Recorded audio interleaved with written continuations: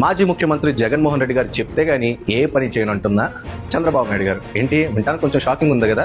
కానీ నేనైతే ప్రూఫ్స్తో అయితే ఇది ప్రూవ్ చేయగలను. జూన్ 17వ తారీఖున జగన్ గారు వెళ్ళి సాయి కృష్ణ తల్లిని కలిసి తన కుమారుడి కేసులో న్యాయం చేకూరుస్తారని మాటిచ్చారు.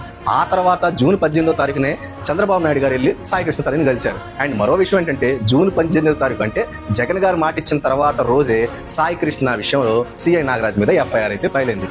మరొక విషయం ఏంటంటే జూన్ 16వ తారీఖున యాక్వా రైతులను కలిసి ఈ నెలాఖరు లోపు యాక్వా ఫీడ్ మీద రేట్లు తగ్గించవలసిందిగా జగన్మోహన్ రెడ్డి గారు అయితే చంద్రబాబు నాయుడు గారికి ఒక అల్టిమేటం ఇచ్చారు.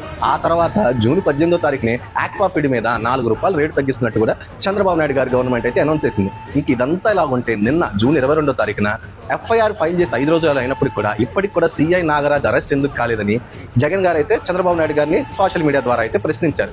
అది జరిగిన 24 గంటల్లోపే జూన్ 23వ తారీఖున సిఐ నాగరాజ్ అయితే అరెస్ట్ అయిపోయింది. గతంలో కూడా మీకు గుర్తుంటే మెడికల్ కాలేజెస్ ప్రైవేటైజేషన్ కూడా జగన్మోహన్ రెడ్డి గారు ఒకే ఒక మాటతోనే ఆపేశారు. మీరేమంటారు? మన రాష్ట్రంలో పదవిలో ఉంది ఒక నాయకుడు అయితే పవర్లో ఉంది ఎవరో నేను చెప్పాలా? మీకు తెలుసు కదా, మరి కామెంట్ చేయండి.